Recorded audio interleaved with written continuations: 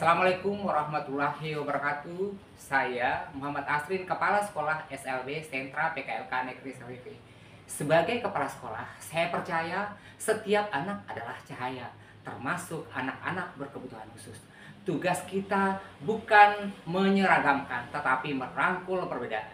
Mereka hadir bukan untuk dikasihani, tetapi untuk dimengerti dan diberdayakan ini. Sekolah ini bukan hanya sebagai tempat belajar, tapi ruang untuk tumbuh, di mana tempat semua anak tanpa terkecuali merasa dihargai dan dicintai. Disinilah transformasi pendidikan dimulai, saat kita belajar melihat keistimewaan dari setiap anak. SLB Sentra PKLK Negeri Sawifi yang terletak di Kelurahan Guraping, Oba Utara, Maluku Utara adalah sekolah luar biasa yang melayani anak-anak berkebutuhan khusus seperti tunagrahita, tunarungu, autis, tunadaksa dengan fasilitas yang memadai, ruang kelas yang tertata, ruang keterampilan, ruang tata boga, serta kebun sekolah. Proses pembelajaran di sini terus berkembang ke arah yang lebih baik. Namun, tantangan terbesar tetap ada pada bagaimana menyesuaikan metode pembelajaran dengan kebutuhan unik setiap siswa. Disinilah peran guru dan kepala sekolah itu menjadi sangat penting. Mereka tidak hanya mengajar tetapi juga mendampingi, memahami, dan membimbing anak-anak agar bisa tumbuh mandiri sesuai potensi masing-masing. SLB Sawifi adalah bukti bahwa dengan semangat ketulusan dan dukungan yang tepat, pendidikan untuk anak berkebutuhan khusus bisa berjalan inklusif dan bermakna. Di awal transformasi, pembelajaran masih menggunakan metode konvensional. Guru mengandalkan hafalan, pengulangan latihan, dan buku tes sebagai satu-satunya sumber belajar. Tidak ada diferensiasi, tidak ada penyesuaian terhadap karakteristik peserta didik yang sangat beragam. Yang lebih mengkhawatirkan, proses penilaian masih bersifat sumatif.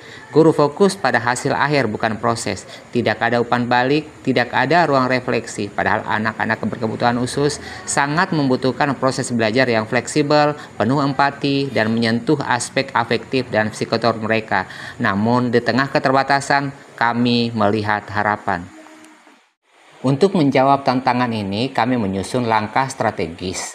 Pertama, kami melakukan observasi. Kemudian, kami masuk ke ruang kelas, mengamati proses belajar mengajar, dan mewawancarai guru di dalam melaksanakan kegiatan belajar mengajar untuk menganalisa hasil belajar peserta didik. Kedua, kami menyelenggarakan pelatihan internal ataupun workshop. Fokus kami adalah membekali guru dengan pengetahuan pembelajaran berdiferensiasi, penyusunan RPM, serta prinsip-prinsip deep learning. Kami dorong guru untuk mulai melihat serta sebagai individu yang unik, bukan sebagai objek yang harus diseragamkan. Ketiga, kami membuat coaching klinik mingguan. Setiap minggu, guru mempresentasikan rencana pembelajaran mereka, menerima umpan balik dari fasilitator rekan sejawat, serta mendiskusikan solusi dari tantangan yang mereka alami. Keempat, kami mengimplementasikan proyek pembelajaran berbasis deep learning yang aplikatif dan relevan dalam kehidupan peserta didik. Contoh misalkan, aku bisa belajar mandiri di dapur. Siswa tunarungu membuat suatu proyek keterampilan dasar memasak ataupun merapikan dapur. Kemudian proyek lainnya, aku cinta lingkungan sekolah. Untuk siswa tunagrahita, anak-anak melibatkan di dalam kegiatan menanam sayur, menjaga kebersihan sekolah, dan memilah sampah.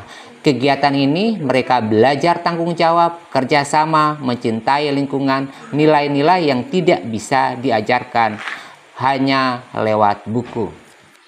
Perlahan, kami mulai melihat hasil. Anak-anak menjadi lebih aktif dan percaya diri. Mereka tidak hanya duduk dan mendengarkan, tetapi terlibat langsung dalam proses belajar. Guru juga lebih aktif dan reflektif dalam kegiatan pembelajaran. RPM sudah tersusun secara kontekstual, menyisipkan kegiatan refleksi dan melibatkan siswa dalam evaluasi proses belajar. Yang paling membahagiakan, orang tua mulai terlihat intens. Mereka tidak lagi bertanya, anak saya dapat nilai berapa, tetapi mulai bertanya, hari ini anak saya belajar apa, bisa mandiri apa saja. Ini perubahan kecil tetapi sangat berarti. Sebagai guru di SLB Sentra PKLK Negeri Sofifi, saya mengapresiasi kepemimpinan Bapak Kepala Sekolah kami yang visioner dalam mendorong transformasi pembelajaran berbasis deep learning. Pendekatan ini mendorong saya untuk terus berinovasi dan menghadirkan pembelajaran yang lebih bermakna, sehingga siswa tidak hanya menerima informasi, tetapi mulai berpikir kritis, mengaitkan materi dengan kehidupan mereka sehari-hari, serta belajar secara aktif dan reflektif. Sebuah pendekatan yang sangat sesuai dengan karakter peserta didik di SLB. Perubahan ini juga memperkuat kolaborasi antar guru, pemanfaatan teknologi, serta menyesuaikan kurikulum yang lebih responsif. Dengan kepemimpinan pembelajaran yang kuat, kami semakin optimis menghadirkan pendidikan yang inklusif dan transformatif. Siswa pun berkembang menjadi pembelajaran mandiri, percaya diri, dan siap menghadapi masa depan. Saya sebagai guru olahraga sangat bersinergi atas kepemimpinan kepala sekolah kami. Dengan demikian, anak-anak berkebutuhan khusus bukanlah beban.